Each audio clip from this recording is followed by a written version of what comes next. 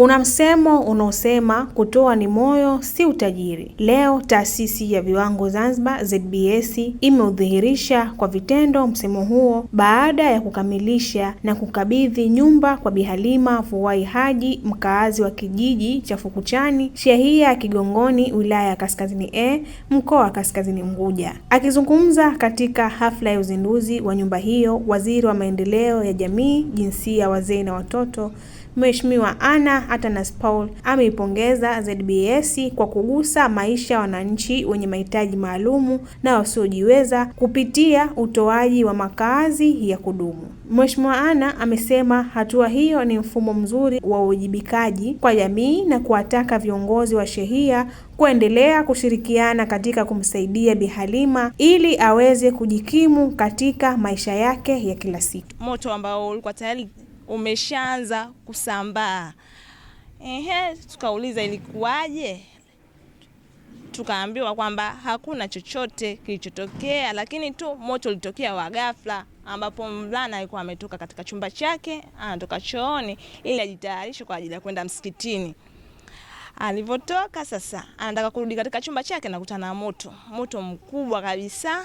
Tukaanza kusaidiana kuchota maji na kuanza kupiga mayowe kuwaita watu wengine kwanza kutusaidia kwa ajili ya kuzima ule moto. Baada ya muda mfupi kabisa tukapigia simu fire, pia walikusaidia, walipotokea pale ndio kuja kutusaidia kuzima huo moto. Haya, wananchi basi tungewafikia wananchi wengi zaidi. Kigongoni tumeambiwa mazingira haya yapo mengi, si Kigongoni tu. Tukitoka hapa tunaenda Mgonjoni na kwenyewe kuna mazingira magumu kuliko haya yapo kule. Kwa hivyo wananchi wenye uhitaji wako wengi sana. Kwa hivyo tusisite hapa, mwakani pia tuangalie tena kujenga nyumba nyingine moja. Tusifanye mambo mengine, tuangalie kujenga kinyumba hata kimoja. Tutakuwa tumeanza kupunguza. Lakini sasa nilikuwa nawaambia wale tunawapa hizi nyumba, je, umiliki huu unakuwa kwa nani? Wa hizi nyumba tunaziweka maendeleo ya jamii au tunazipeleka moja kwa moja kwa nani? Wananchi. Ili kwamba tusije tukamkabidhi baadaye nyumba ikafanya nini? Ikauzwa. Sababu ndio ishakuwa yake, ana uwezo wa kufanya anachotaka.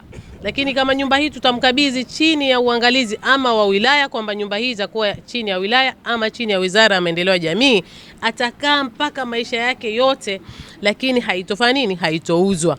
Unaweza kukuta kauza eneo, kauza na nyumba yake, sababu nyumba yake. Kwa hivyo sisi natamani zaidi tuangalie huu umiliki wa hizi nyumba, ili mtu asije siku ya pili akasema kauza hapa kahamia kijiji kingine, anaenda kuhamia tena kwenye kibanda kama hicho. Sasa anakuwa hatujatibu lile tatizo. Kwa hivyo lazima tuangalie katika hali kama hiyo. Lakini baada yote hayo, mimi niwashukuru sana, kazi nzuri sana imefanyika. Si tu kajengewa nyumba, kaekewa na furniture.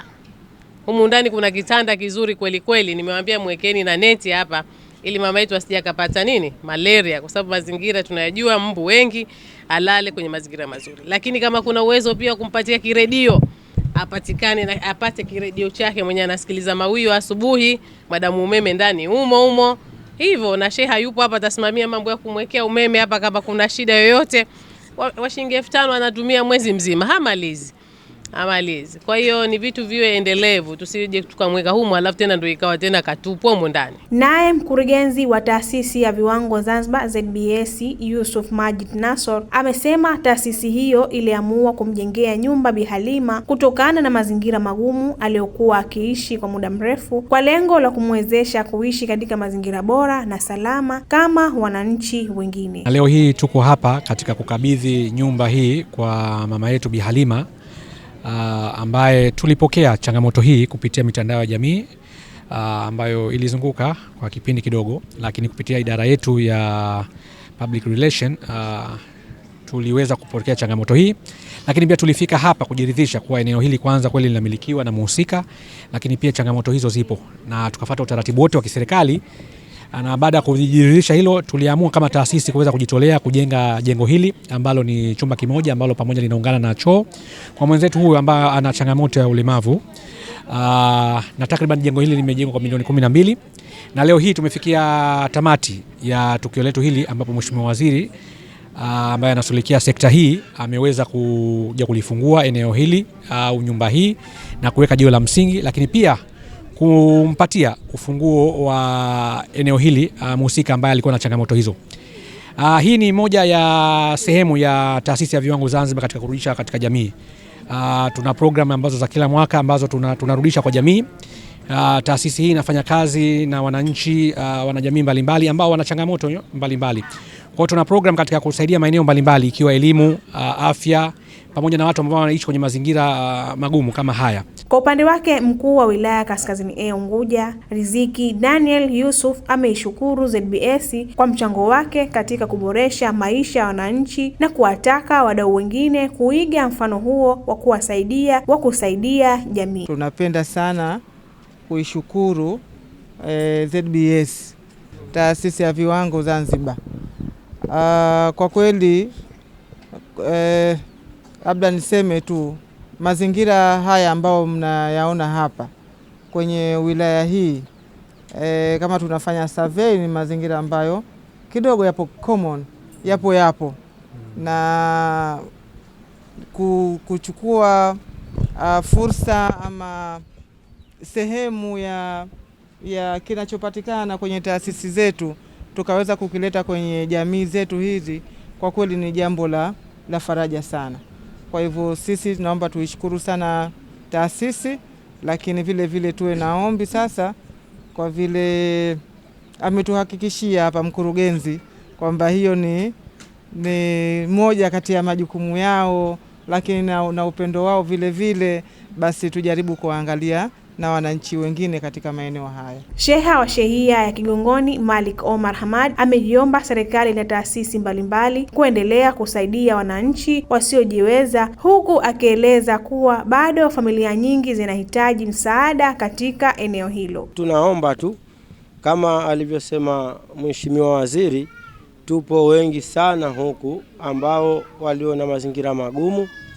Tunashukuru kuanza kwa sisi hapa, lakini pia mtuone kwa mara nyingine, muje mtuone na sehemu nyingine, maana tuko na sehemu nyingine ambazo kama hizi au zaidi ya hizi, lakini ndo tumeanza na hapa.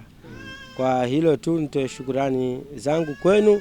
Karibuni katika Shehia ya Kigongoni. Je, kwa upande wa mtoto wa bibi huyo ana lipi la kuzungumza kwa msaada huo? Mwenyezi Mungu awalipe ujira mwema hapa duniani na huko tundako, na Mwenyezi Mungu amjalie rais atekeleze majukumu yake kwa vizuri. Nashukuruni nyote kwa kuja hapa leo, tumefurahia sana. Mwenyezi Mungu ajalie